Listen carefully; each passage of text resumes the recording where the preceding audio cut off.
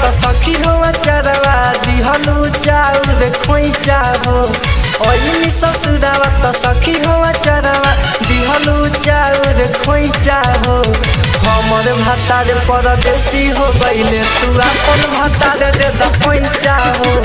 हमर भातार परदेसी हो गइले तू अपन भातार दे द खोइचा हो ओइनी ससुरावा तो सखी हो चरवा दिहलू चाउर खोइचा हो ओइनी ससुरावा तो सखी हो चरवा दिहलू चाउर खोइचा हो हमर भातार परदेसी हो गइले तू अपन भातार दे द खोइचा हो हमर भातार परदेसी हो गइले तू अपन भातार दे द खोइचा हो Mixed by Munna Nirmoli. हमर भातार परदेसी हो गइले तू अपन भातार दे द खोइचा हो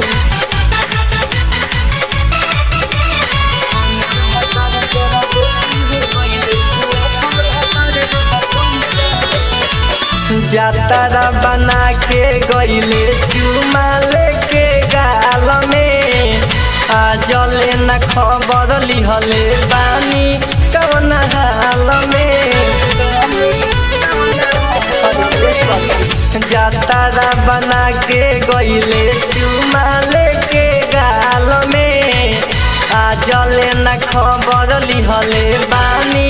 कौन हाल में कौन पैया लगाओ ये सखी हो त नइखे लइका हो कौन पैया लगाओ ये सखी हो त नइखे लइका हो हमर भातार परदेसी हो गइले तू अपन भातार दे द पैसा हो हमर भातार परदेसी हो गइले तू अपन भातार दे द पैसा हो हमर भातार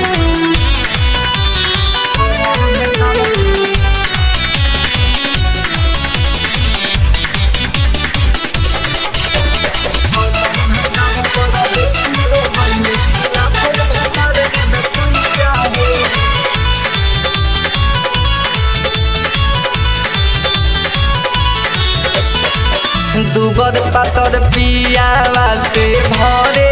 नहीं मन हो हाथा काठा सैया तुहर बारे पसंद हो दुबर पातर पियावा से भरे नहीं मन हो हाथा काठा सैया तुहर बारे पसंद हो कभो फसल बोए के न चाहे खेत में उपजल धैचा हो कभो फसल बोए के न चाहे खेत में उपजल धैचा हो हमर भातार परदेसी हो गइले तू अपन भातार दे द पैसा हो हमर भातार परदेसी हो गइले तू अपन भातार दे द पैसा हो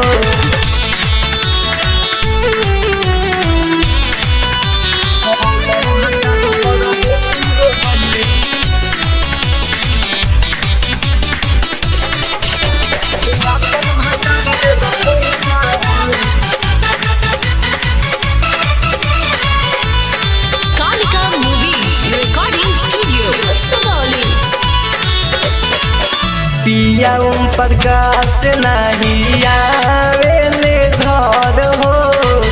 बुझेले न घरे